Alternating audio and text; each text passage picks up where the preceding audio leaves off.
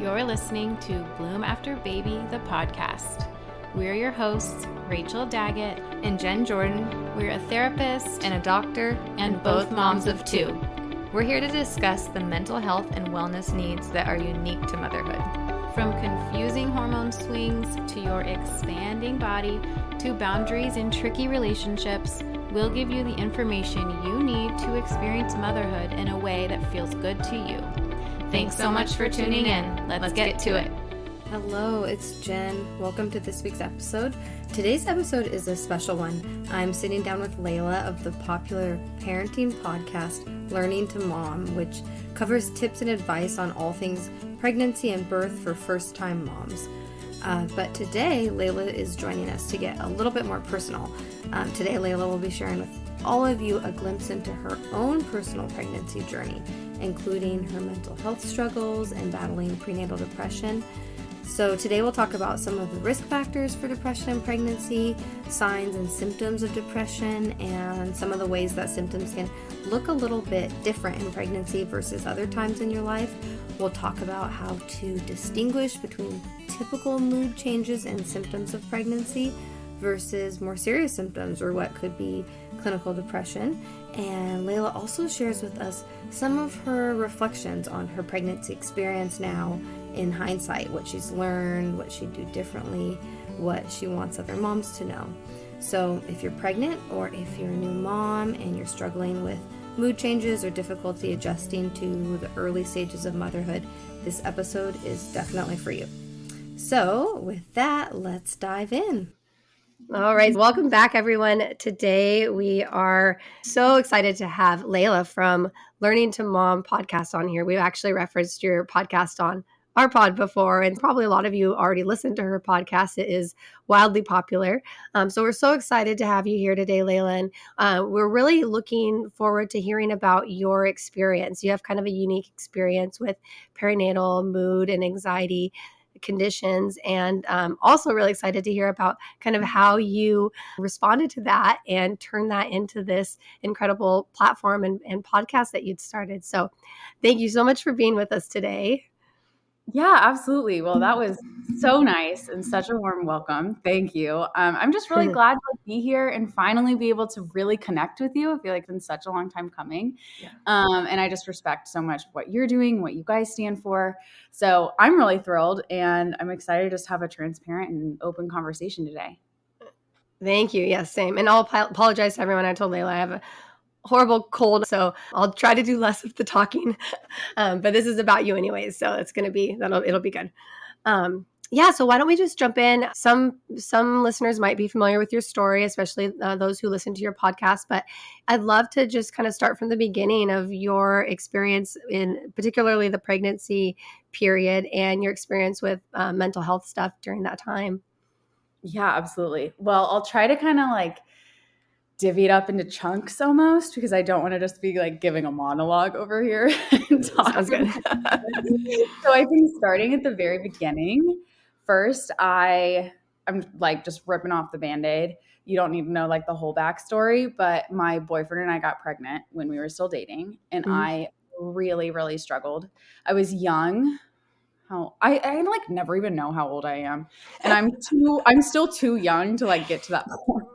Like what you do when you're like kind of in your mid-30s or something, but I'm only in my mid-20s and I'm still like, I don't know how old I am. But I was like out of college, like fresh out of college, young, the first of my friends to become a mom or get pregnant. And I was just absolutely scared of my mind. And so unplanned, I assume? Yes. Okay. We got engaged. Praise God that if I were to get pregnant by someone before I was married, that it was someone that like we had already started to discern marriage. He like wanted to propose on this trip, and that's when we ended up making our baby. So like praise God that it did all work out. Yeah. But I had a lot of misconceptions around motherhood that I just believed in the lies that society gives you, that like your life is over, you have to totally give up yourself, it's complete sacrifice, which is like true, but also just neglects so many of these like beautiful realities of motherhood. And instead I was really inwardly focused about my life is over and this is not what I wanted as a 24, 25-year-old woman, especially when society paints motherhood in this like really negative, just horrible light. It was like, that looks horrible. That's not what I want at all, especially not right now. Mm-hmm. So I just really, really struggled. And that led me into experiencing prenatal depression, which I know is kind of the majority of the focus today. But essentially, like, there's different risk factors that I'm sure I will get into. One of the risk factors is non-planned pregnancy. So I know that was definitely like my case. But that's kind of the story and how pregnancy, where I was when I got pregnant and all the things. And thank you for sharing that. That is, that's a unique story. We haven't had that exact story yet. Although I'm sure is also a common scenario, right? I think, I don't know the statistics around that, but how many pregnancies are planned or unplanned. But yeah, you're totally right. Obviously, that's definitely a risk factor for mood disorders, anxiety, and depression in that period. Can I ask, you talked about feeling like society kind of painted a negative picture related to motherhood. Had you wanted to be a mother? Were you planning at some point that? That is a really good question. I never and I think that was something that also made me struggle, was because I never like wanted to be a mom. It was something that I was like inevitable. Like, I wasn't against it. I wasn't someone that was like, I do not want to be a mom. I was kind of like, eventually I think I'll like I'll have a family one day. Yeah. But I never grew up like even playing house as a little girl, like had no interest in being the mom. Like, not for me. And then you go to college and you're a young adult, and I had a really great career at first, just thought the like corporate world was for me and that I was going to do all these things. And a baby just totally changed everything for the better, but I didn't know it then. Yeah. Right. Yeah. That hindsight, of course, but how would you? And I actually read an interesting article the other day. It was a study that looked at, different risk factors for mood and anxiety disorders in the perinatal period. And it talked about how optimism, like your attitude towards parenting, was like a huge component of that, which is really interesting that, if you're going into it, like, I don't really think I want this, it's not going to be, That is so interesting. It makes so much sense, especially when I look at it in my own life. Like, it looked horrible and I didn't want anything to do with it, especially at that young age. Yeah. And so your mindset, I mean, you were already set up for it to be more challenging, right? Because like you'd already been put in a stage of your life where your mindset wasn't like most conducive to that kind of acceptance. Did you have any history of depression or anxiety before? No, and that is a really great question, because that is another one of the risk factors. If you already have depression or anxiety, then you're more at risk for having prenatal depression. And this was the first time that I ever experienced depression. So honestly, I didn't even know that that's what I was experiencing. Actually, truth be told, I feel like this prenatal depression is something that is so often, because it doesn't get the attention that it deserves during pregnancy, because it gets confused with, oh, you're just pregnant. You're just, oh, you can't get out of bed. Well, that's just because you're pregnant. Oh, you're tired all the time. That's just because you're pregnant. Yeah. So it kind of can be confused with pregnancy symptoms. And then secondly, just because it's never talked about, you don't even think of it as an option or as an explanation to why you're feeling this way. You're just kind of like, oh, I'm just like really struggling and like down in the dumps, but like whatever. You don't realize like this is actually an issue that you need that you need extra support and need help with. And so it wasn't until an episode on my podcast where I had a guest on, and she just mentioned it like offhand, whatever that is. And I made a note of it to go do some more research later. And I was like, oh, that might be good to have a guest on. And then it just led me into this whole rabbit hole of me being like, oh my gosh, that is what I had. So I will say I was never like medically diagnosed. I self-diagnosed myself after the fact of doing all this research. And that is how the majority of women find out that that's what they have. They literally listen to a podcast episode or finally read a news article that's long overdue, because again, it doesn't get the attention that it deserves. That's when women connect the dots of like, I wasn't crazy. I was really struggling. Yeah. Yeah, which is so interesting because you have all these different checkpoints where you are being screened using those screening, like just the routine screening test, the PHQ, or the Edinburgh test. Like both of those are used pretty frequently throughout pregnancy and then definitely in postpartum. And that just totally highlights the issue that a lot of times those miss, they miss the diagnosis because so many of the symptoms, like you just said, overlap with normal symptoms of pregnancy. And so it really is hard to tease out what is normal and what's not normal. So tell me more about the timeline then. So you diagnosed after you had in postpartum. This was after you'd started the podcast. And Yes, exactly. And if you experience prenatal depression, you're more at risk to experience postpartum depression. And by the grace of God, I did not have postpartum depression. I think it must have been the Lord just being like, I don't think you can handle other things. I'm not going to make you go through that as well. you already So had your turn. I Yeah. have no explanation for why I was lucky enough to not also have postpartum depression, but I didn't. And I was able to, I started the podcast and I had looked back on it and I was like, oh my gosh, that just so explains it. But I can kind of get into more about the definition. Would that make sense? That's a great idea. Yeah. Cause we should backtrack because you're right. Some people are not familiar with that yet at all. Absolutely. Okay. Yeah. So the easy definition of prenatal depression is that it's literally such an easy, you could definitely come up with this on your own, but that it refers to depressive symptoms experienced by expectant mothers during pregnancy. And the symptoms then are pretty similar to depressive symptoms, but are present obviously during your pregnancy. So persistent sadness, feelings of hopelessness, loss of interest or pleasure in activities, changes in appetite. And I'm not just talking first trimester changes in appetite, and also changes in sleep patterns. And I think those are two things, that overlap with just normal pregnancy. Irritability, again, your hormones are off the chart. It can get overlooked as just pregnancy. Excessive worry or anxiety about the pregnancy, guilt or feelings of inadequacy, difficulty concentrating, and thoughts of self-harm or suicide. And then they used to say that it impacts 1 in 7 women. But just this week, I was reading this this research article, and I'm not a sciencey person. Mm-hmm. So a lot of those articles kind of go over my head. You would do a lot better reading one of these kind of articles.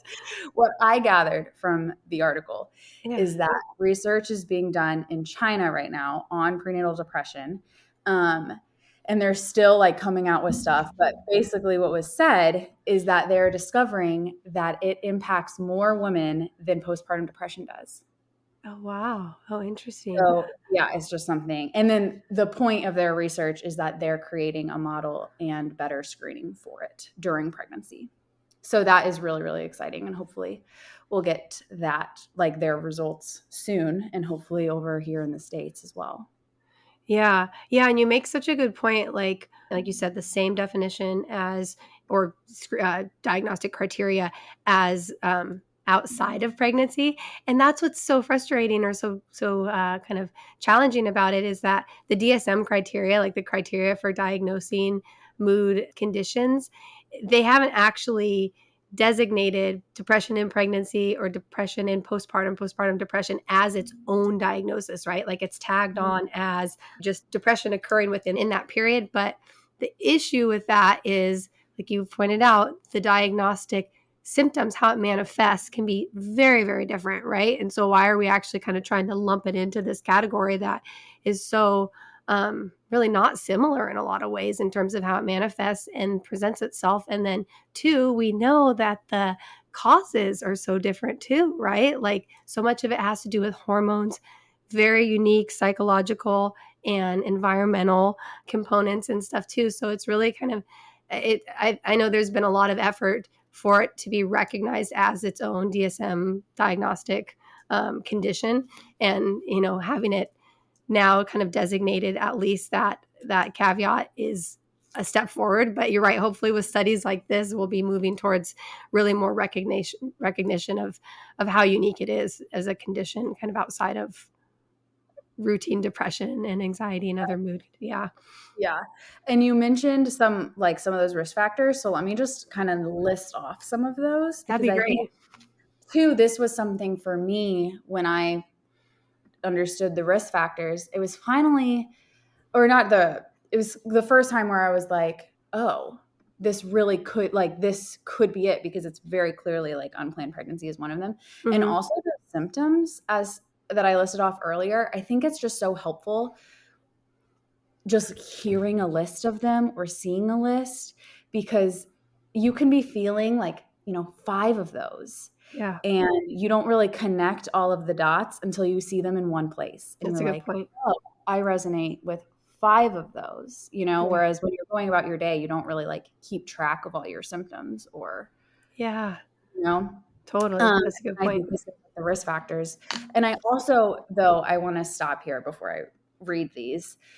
Just because you are like have one of these doesn't necessarily mean that like you're like, if you're listening to this while you're trying to conceive or something Mm-hmm. and you already have depression, it doesn't mean like you're a shoo-in for prenatal depression. It doesn't mean any of that. So I want to take like some of that weight off. Yeah. But here are the risks. First, I just want to say everyone is multifaceted. It's not a one shoe size fits all, right? And there's, like you said, a combination of biological, physiological, and social factors. And then when you add that just to your pregnancy hormones, like it's a lot to be going through. Yeah. But long story short, risk factors: history of depression or anxiety, stressful life events, a lack of social support, relationship difficulties, financial strain, and unplanned pregnancy. So those just put you like at a higher risk for experiencing it. But I Mm-hmm. also want to say you can have prenatal depression without any of those. So if you're Yeah. listening to this and you're thinking, this might be me, Mm-hmm. I don't want you to feel like guilty or like you shouldn't feel this way because you don't match up. Like, this is out of our control. It doesn't matter how we get it, how we start experiencing it. Yeah. All that matters is that you realize that you need and you deserve the help. Yeah.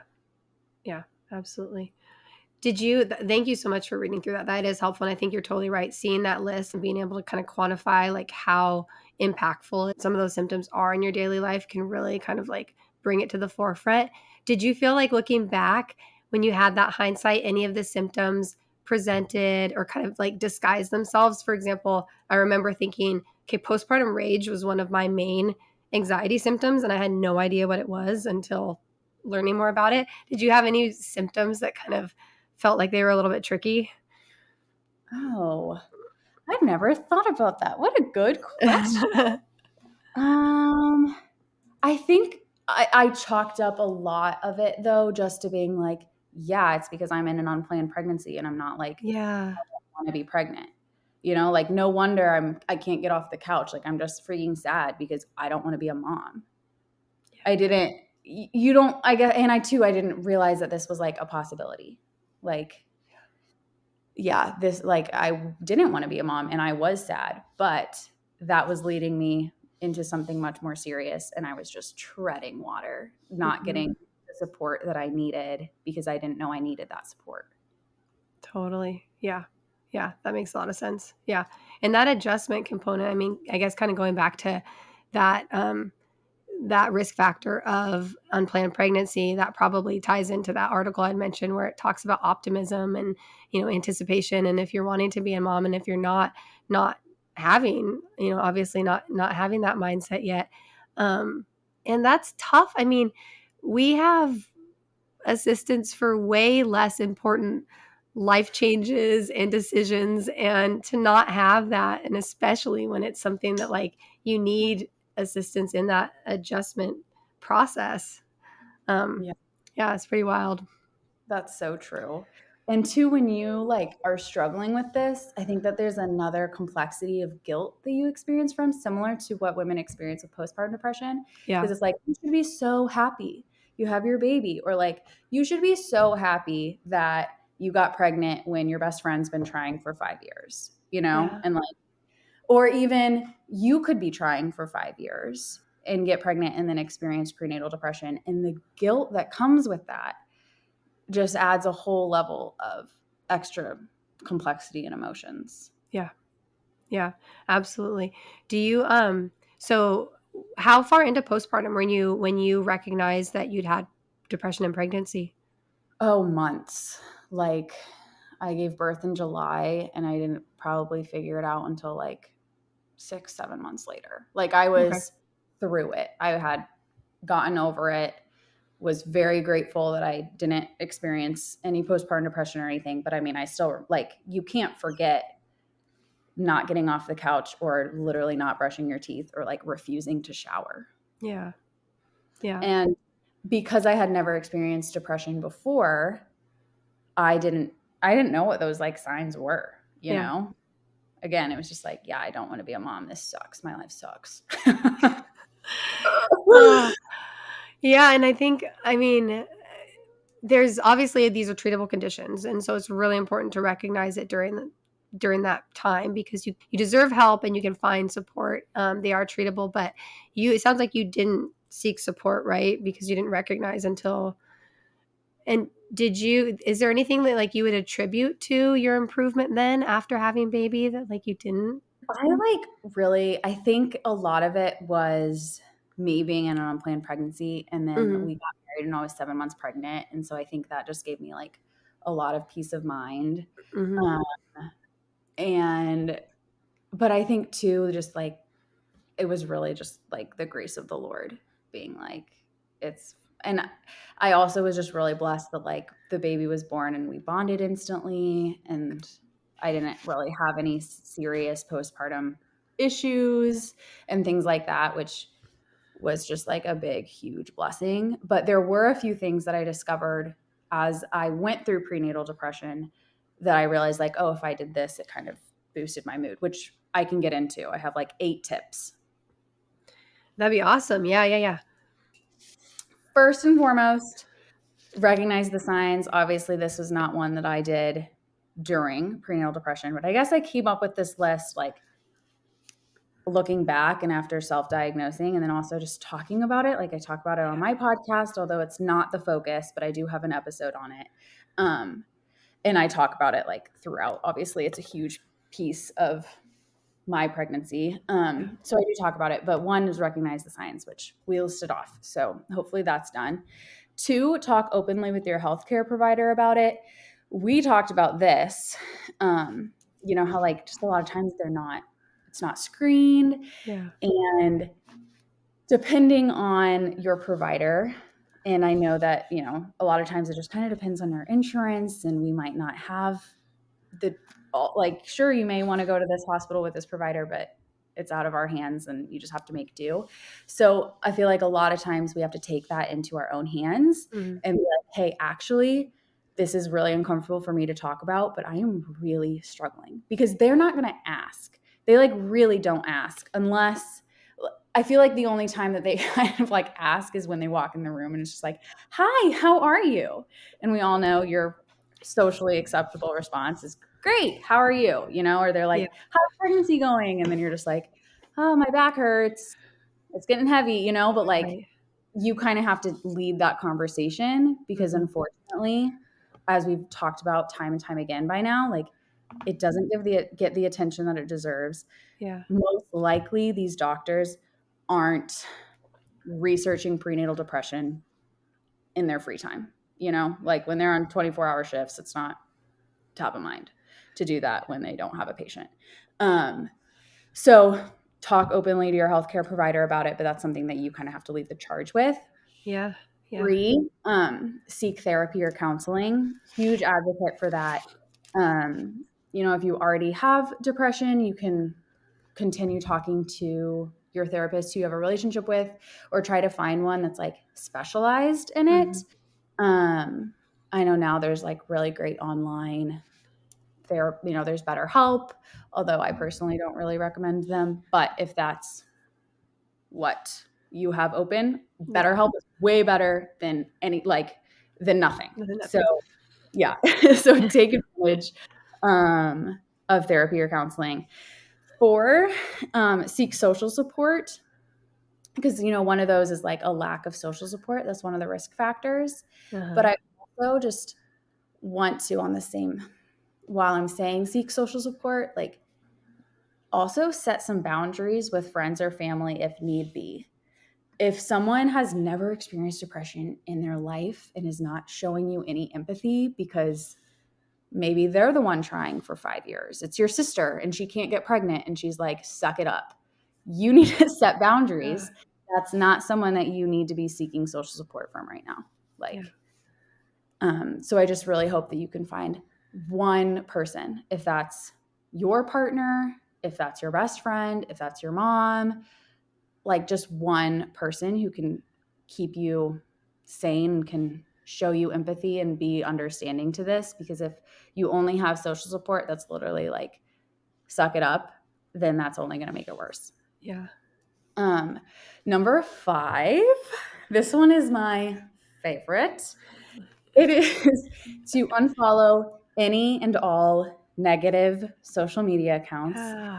And I am specifically talking about the relatable mom accounts. I have such beef with those accounts because those are the accounts that really made me think motherhood sucks.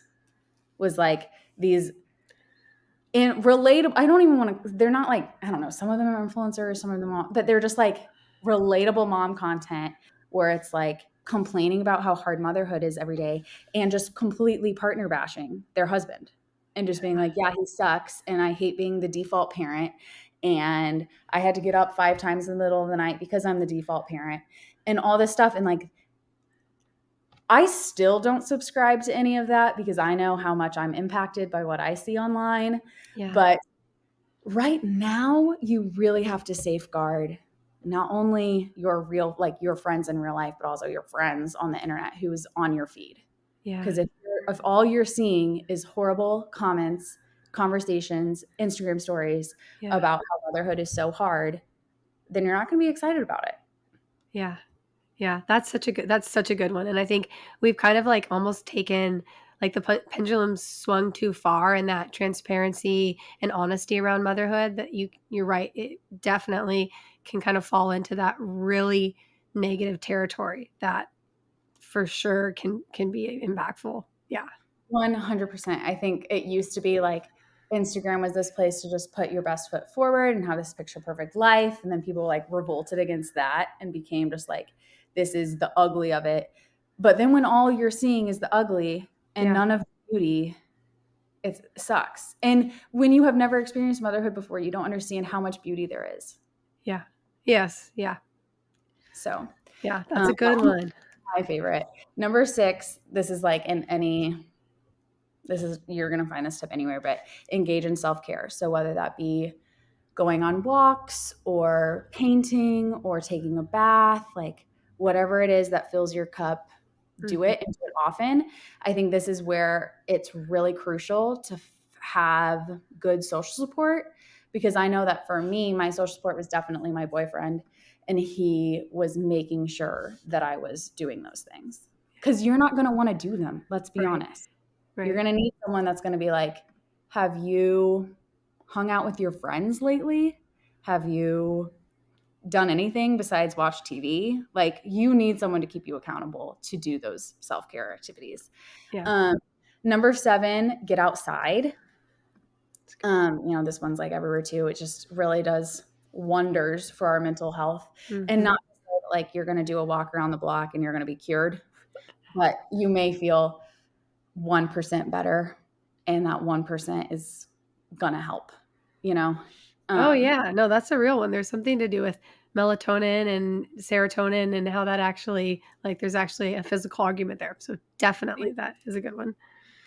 And then the last one, number 8, is I just want to make sure that you're aware, like medication does exist and that there is no shame in taking medication during this time. I think a lot of women are really nervous to do that, obviously because of pregnancy.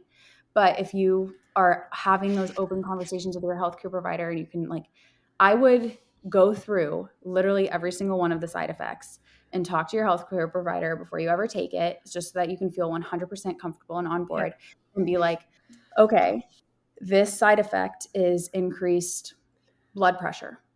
how is that going to impact my pregnancy and the birth that I want? Mm-hmm. And then like do the next one, because there should be absolutely no shame in taking medication, but I also want to make sure that like you're making a informed decision. Yeah. Yeah. And it can really take an expert. That's such a good point, that really finding a provider that has that expertise and is able to have the level of conversation that makes you feel comfortable Yeah. making that decision. Yeah. Yeah. But I just don't want you to have any shame in taking it if you need to. Like you need the support, and that's what matters. Absolutely. Yeah, completely agree. And I think, especially in that time period, a medication can be such a game changer, and sometimes can really be the only thing that's going to work very well, because there can be so much really a biological aspect to what's going on during that period, where medication is one of the most valuable resources. If you are someone who, in the compilation of things that are causing your condition, the biological causes are one of the more prominent underlying causes, that medication might be your best bet. Yeah.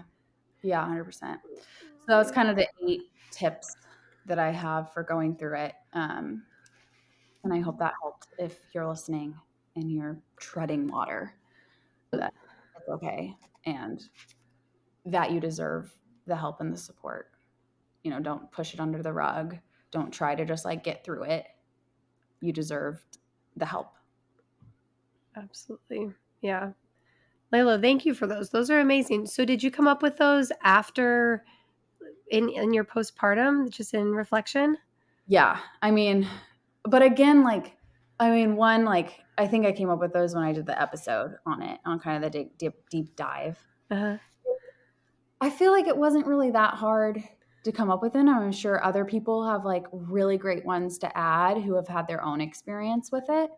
I just know that that's like, looking back, that's what helped me, and that's what would have helped me if I knew about it. Absolutely. And you did such a good job hitting the social pieces, the boundary setting, or having a reliable support system, but also setting boundaries around people that might be a more negative impact. Did you experience it in pregnancy? Was that a big piece for you? Do you remember? I was so fortunate. I'm 100%. I know people were talking behind my back. That's just not, I feel like that's something too that I've grown into since like that experience and being a mom, that I don't really like care what people say anymore. Yeah. But I knew that people were talking behind my back, but by the grace of the Lord, like no mean comments were said to my face. And I had a really great, my friends just really came alongside of me. And I was just really, really blessed with people that were thankful and like praising me for choosing life Good. Yeah. rather than not choosing life. And so I think I really held on to that. Like Yeah. I remember crying at my baby shower, just like at the end of, and just like thanking everyone for walking alongside of me. I don't know how I would have gotten through it, to be honest, without like, I really don't know how I would have gotten through prenatal depression if it weren't for my social support. Yeah. Yeah. Yeah. And again, kind of going back to the risk factors and all of that, it's kind of both sides, right? Like, not having that support system can be the game changer of whether or not you're able to kind of Yeah. move through it, or avoid kind of falling into a full on depressive state or not. Yeah. Yeah. And I think it's something that, yeah, we really don't anticipate. I mean, especially because of the way we talk about pregnancies, like it's always this joyous time that, Yeah. yeah. Yeah.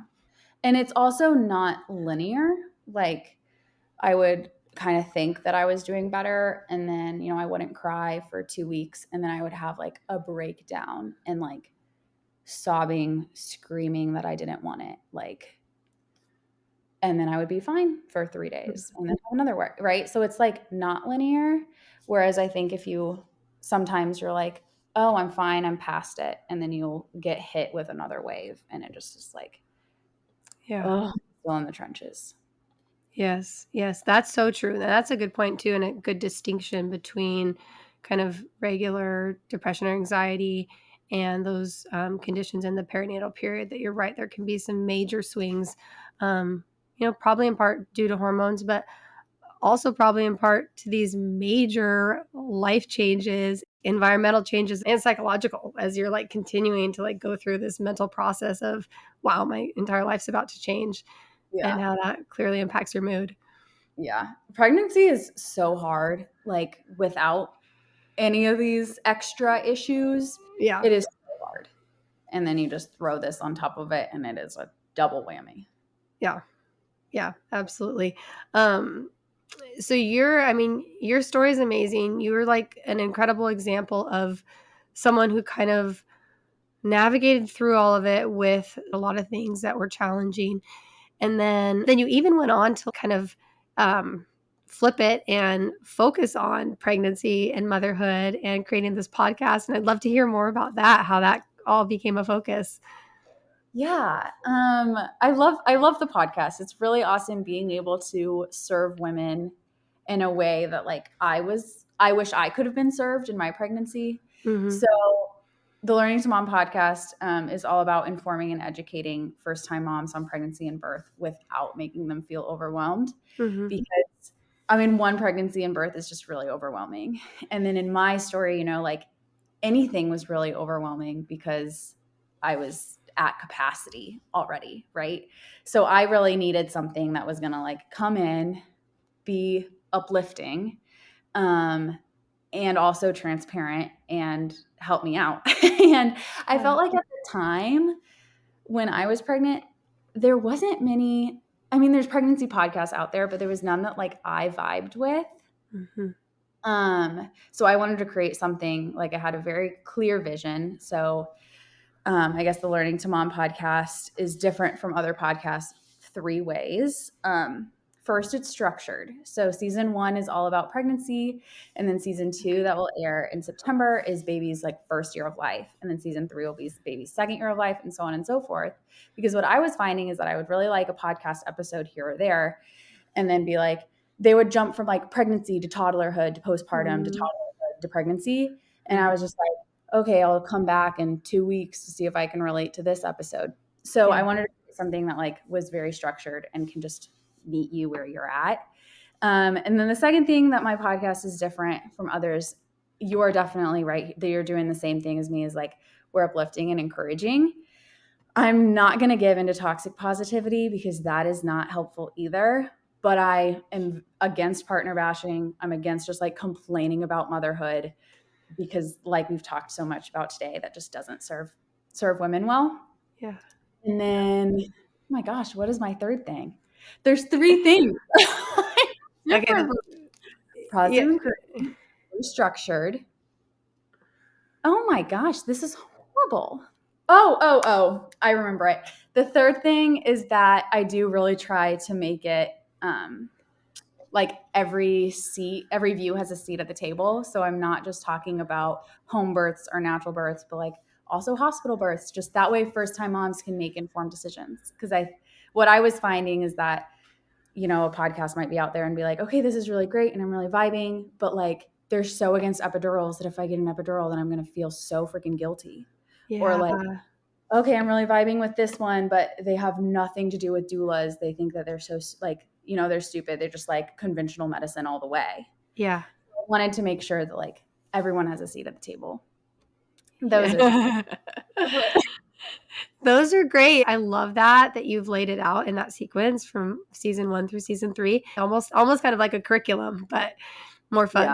Yeah, that's fun. So if you're listening to this and you're vibing and you think we'd be mom friends, then go over and check out Learning to Mom podcast. I am wherever that you're listening to Bloom After Baby.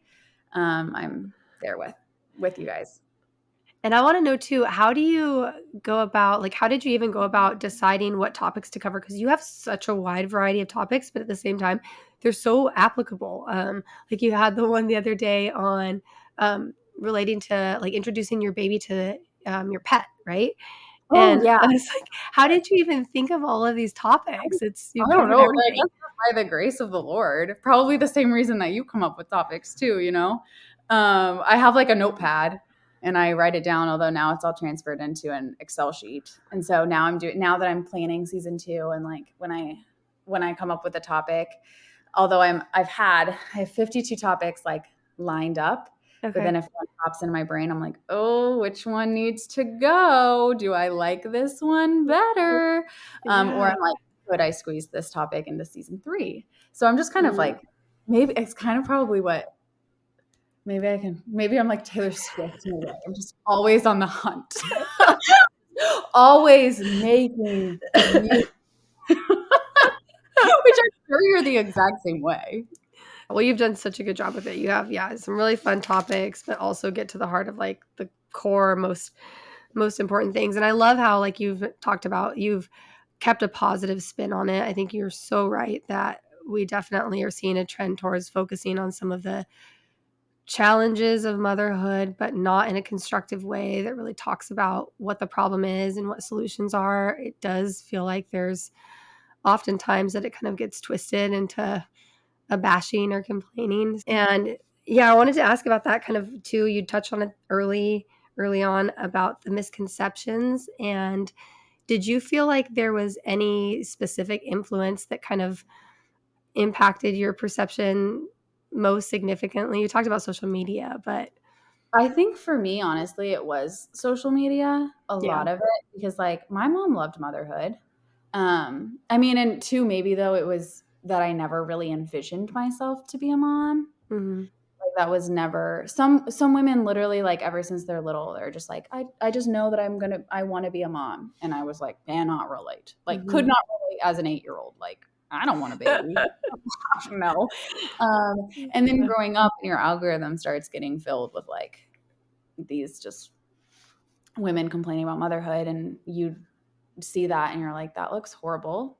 Not for me, thank you.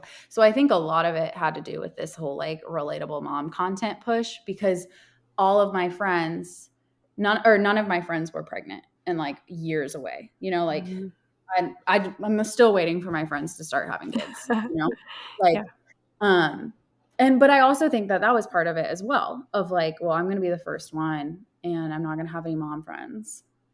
And I just didn't feel ready and all of the things, but it's fine. Being a mom absolutely rocks. Absolutely rocks. And something that I always say is that like, I didn't feel ready at all. And if that's you, I just really want to tell you that like, you are ready. You just don't know it yet. Because I know how overwhelming it can be and how unqualified and inadequate you may feel. And I so appreciate you normalizing that, because even if you do want to be a mom, there's probably not very many situations where it is just the perfect timing and everything's going to go smoothly. So it's so normal to feel that way. And then, I just appreciate you calling out the reality nowadays that what you're exposed to through social media or, other avenues. Like we turn on the TV and like the mom's always complaining about the dad, because the dad just like sits there and watches TV while the mom makes dinner and takes the kid to soccer practice and like all the stuff. And then she just yells at her husband because he's lazy. Like when that's the model that we have, no, we are scaring women. Like we are scaring them from ever wanting to become mothers. Yeah. I think it's like subconscious that can start showing up in your own relationship and your own kind of perception of behaviors and things without really even recognizing where it came from. Some of those roots came from. So it's so cool that you're calling that out, and then also that you've created an alternative through your podcast and through your social media, that you've created an alternative that people can come for reality, but not that really negative spin. And I think both Rachel and I have talked about, as a therapist and as a doctor ourselves, not really having the awareness around perinatal mood conditions or not recognizing them when we were experiencing them in that period. And we both felt like social media, and for me, podcasts particularly, ended up being one of the best educational tools. So I just think it's so great that you're putting that out there and creating that resource that is really one of the missing pieces, or one of the best ways, I think, to reach moms. Thank you. That was so freaking kind. I hope you air that so I can rewind and listen to that every day. Like, a little mood booster. Oh, absolutely. Yeah. Yeah. No, it's so true. It's so true. Yeah, you're really making a big difference. So we appreciate you for that. So Laila, before we wrap up, I'm going to ask you those two questions that we usually ask at the end of each episode. So they're both just kind of like a fill in the blank. The first question is, I didn't expect motherhood to be so blank. Fun. It's so fun. Oh, It is. That's like something that I don't think gets like a lot of press or attention. It's truly like so fun. I have so like you I wish I had a better word than fun, but it's like literally just so much fun. We haven't gotten that one. That's great. You can tell that you absolutely like are overjoyed to be a mom, and that's awesome that that's your experience. But in the context of everything else you talk about and the challenges, like it's not superficial. It really makes sense. I love to hear that. It's definitely, I mean, like super hard, but I think the hard has been getting a lot of focus lately. And yeah, it's a lot of fun. And remind me how old you're. She's a year and a half. So she is okay. Fun age, I will say. You know, like she's walking, she's starting to walk. Her personality is like definitely there, but it's really like there for the first time, you know? Yeah. Yeah. I think what I'm going to struggle with going forward is because like she's my best friend. And then I'm like, but I know that she can't be my best friend. Like I have to be a parent. So when do you make that transition? Because right now it's fine. A year and a half. I can call her best friend all day long. Which is also wild. This is just a rabbit trail, but also wild that like, I mean, I was calling her my best friend when she was like 2 days old. Like how this child doesn't even know me. Like how are we best friends already? Yeah. No, it's a built-in best friend. They totally, and 18 months, that's my youngest is 18 months. And it's such a fun age. Yeah. Like starting to develop all their little abilities and personality. It's really cool. Yeah. And all the things, all the bad things too. Yeah. They are doing in full swing. Yeah, that's true. You're starting to get some of that resistance, autonomy, pushback. Yeah. Fun. Okay, I love it. And then the second question is, I wish every new mom knew blank, which you kind of covered with your list of the 8 tips, but any kind of overarching. I think I'm just gonna say what I said before of like, I just wish that they knew that they are ready for this and like they can do this, even though you might not think that you are. But also at the same time though, like with this conversation that we've had, like if you need help, then you need help. And that doesn't mean that you're like inadequate or not made to be a mom or that you're not fit to be a mother. Right. You know, like get the help and the support that you deserve, but also know that you can do this with the right help and support. Yeah, absolutely. And I think hearing your story, continuing to hear stories where people look back and say, hey, I wish I'd gotten more support. I wish I'd known to reach out for those resources. Like that's so reassuring and validating and comforting to know that it's normal to need those resources. We should have those built in and they're just not yet. So yeah, I appreciate you sharing that message. Yeah. Well, thank you so much for having me on. I loved our conversation and you were just like gassing me up this whole episode. Like literally, I'm going to have to rewind this every day and be like, I need some encouragement today. Let's listen to Jen. Oh, well, we're honestly big fans. You're one of the first podcasts, like mom podcasts I found just as a mom, like looking for stuff to listen to. So you're doing great work. Yeah, you're putting a lot of great information out there. And we really appreciate like the transparency and honesty in your story too, because I think there's so many moms that relate to what you've gone through. So cool that you're willing to share that. Well, thank you. And I love absolutely what you're doing and all the lives that you're serving and touching. So you keep at it too. Well, thank you. Thank you so much for being with us. And we look forward to connecting with you again soon. Thank you so much. All right, great. Thanks for listening, everyone. Thanks so much for tuning in with us today. If you enjoyed this episode and feel like it brought you value, don't forget to rate the show and leave a review. Your feedback means the world to us and helps us know which conversations you're needing the most. And we'll keep bringing you new episodes every week, so hit subscribe so you don't miss a thing. Also, be sure to check out the show notes for any links or resources that we mentioned. We're on this journey with you, so be sure to find us on the gram and TikTok. Plus, go to bloomafterbaby.com and grab our free guides on all things motherhood created just for you. Breathe, be well, and keep growing, mama.